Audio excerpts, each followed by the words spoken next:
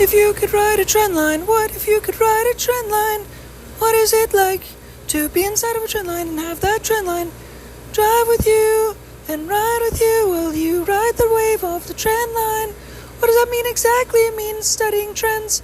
It means like using that conceptual contemplation of like riding some sort of line where it's like taking you for a ride, but it's actually just kicking you around like a bucking bronco. And in fact, you don't know where it's going to go, what it's going to do in that same respect.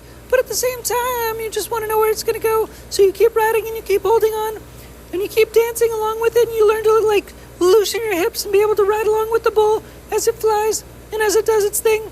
It's kind of like if you want an ant to go a certain direction and you're trying to tell the ant to go a certain direction, you say, hey, ant, and you put your foot in one direction to like lead its direction to not, go into some place where there's heavy traffic necessarily. And so then the ant sort of gets the indication to go the other direction based on a certain indication that you give it.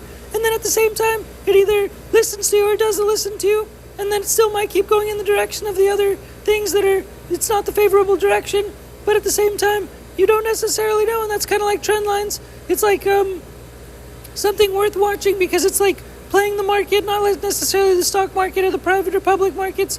I mean the public markets, but kind of like the private markets. I mean like watching the trends, keeping your eye on the trend line, keeping your finger on the trend line, keeping your finger on the pulse is an idea of sort of like not exactly, again, public stock market trading, but being able to trade efficiently in the markets by just sort of riding the actual trend lines, by like riding trend lines in the news, every day riding trend lines, every day riding trends by certain directions of any information, any indication that you could possibly get, because that can add up to different stories, and these different stories are able to tell different narratives so that you can make better decisions and such things in the short and long term. And it's best to be able to try to do that because it's kind of like a skill, but it's not just a skill, it's like it's an indication of a way to try to do things and how to go about things, because in certain respects it's super necessary to be able to make decisions based on not just your portfolio but the direction of your brand, and you're trying to use trends to be able to guide the direction of where you're trying to go. And trends are very much relevant to be able to also make purchases, to be able to find supply, to be able to give it to demand,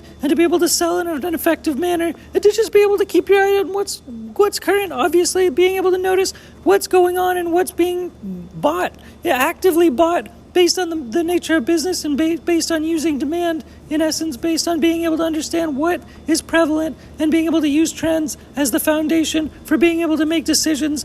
And in the same respect, there's multiple layers of being able to use trends and being able to write these things down, write information down, write tidbits of information down, so that ultimately there's gathering and there's compounding information that's able to overlap and be able to compound on top of one another. And it's very effective to write things down, but not to write things down in sort of like a usual linear, just average type of typical way, but also to write things down every single day in like a manic, super absurd, like codified type of way, to where you can just get out like lots of thoughts and also package them into little bits of code and also like stack them on top of each other so that those codes can equal new codes. And you make little codes and also abbreviations for words and such things that are just sort of not just manic, but they're also like feelings. Basically, you get feelings out, and those feelings can align with trends. Those feelings can align with the trends of directions of things that have to do with the markets and have to speak to demand.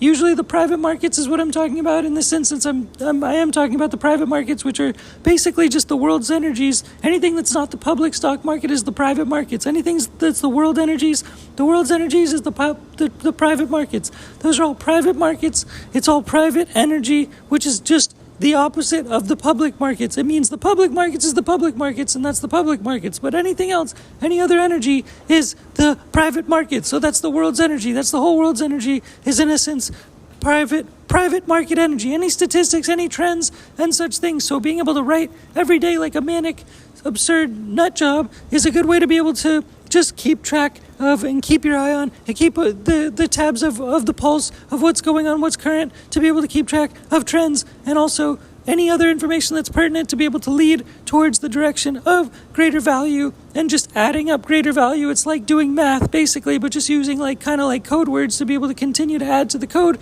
and you keep writing and writing and writing and writing and writing and writing and writing, because that's inference thinking. It's like thought processing. It's overlapping thoughts and such things, and you're making codes as you just make different words onto the paper. It can be typing, it can be writing paper, but it's just got to be codes. It's got to be continuous. It's got to be outflow of energy, outflow of feelings, outflow of emotions that have to do with the markets, and primarily in many ways trends and averages and correlations to what you care about and things that you do that have to do with research, to be able to care about those things and then be able to compound those things into your research so that you're continuously writing and it's making a larger math equation in the way of energy, because you just continue to write. You want to continue to write on paper or typing so that you can continue to add to the elements that you're adding to the paper over time, and that those continue to get codified into new packages, and you keep repackaging the packages so it's a new code every time. And that's the purpose of code as well. It's like, a long time ago you had old computers, now new computers are all code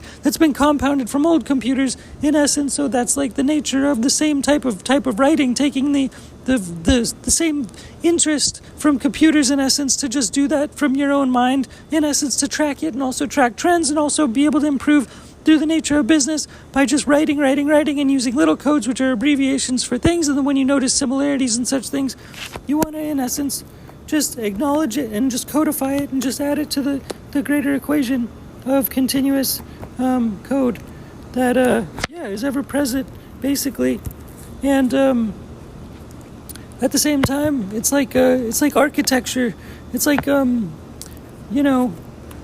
was thinking about taking the test for being able to teach English in another country, and in Asia, like the islands, and in an island, and so basically, like the frame of reference, the way of doing things the learning can be in different ways. It can compound interest, but also at the same time, it's like I was saying, like codes and such things. If there's frames of thought, frames of reference, frames of doing, remembering them, then it's like architecture. Basically, you're architecturing. You're making a house, but you're getting little pieces of wood bit by bit, and you're taking them. It's like numbers and words combined in the form of feelings, but you're adding it together. You're putting energy together. You're making feelings, and you're in essence architecting learning, like in certain instances where like it's like code because it's like by accident. It's like pedagogical learning, which in essence is something like kind of like shooting hoops or practicing basketball in essence, like on the court where you're outside and you're just kind of shooting hoops for a while, and then all of a sudden you're learning and such things, it skills up, and so you get better at shooting hoops, and it's like it's an exponential process of growth, and it's not really understood why it compounds in of itself, but that writing in of itself compounds in of itself like pedagogical learning in essence, so that it stacks upon itself and it just manifests in ways that are unforeseeable, unknown, it's like mystical almost, the way that the learning manifests in of itself. It's like, and then those can translate into actions and such things, same as shooting hoops on a consistent basis. It's like a skill level just levels up from consistency and persistence, like compound interest in investing basically. So the writing can therefore lead to business in the private markets and trends and such things by having pedagogical learning that just kind of compounds on itself. It manifests in strange ways, mysterious, mythological, whimsical ways that just grow in its own way, in its own time, at its own pace. But it's like architecture. At the same time, you're architecting different codes together, and they sometimes equal a bigger package. And that is like the pedagogical results of just continuous reinforcement through words and references and codes and such things that add up to bigger packages, just from continuous focus on, in essence, trends, and trends also that you care about, because it has to overlap otherwise to keep your focus, so that you care about it obviously and continue to try to compound on those things as time goes on. Yeah, it's always good to do that, that's for sure. Definitely singing is pretty weird today, but hopefully it's not really too cared about too much necessarily.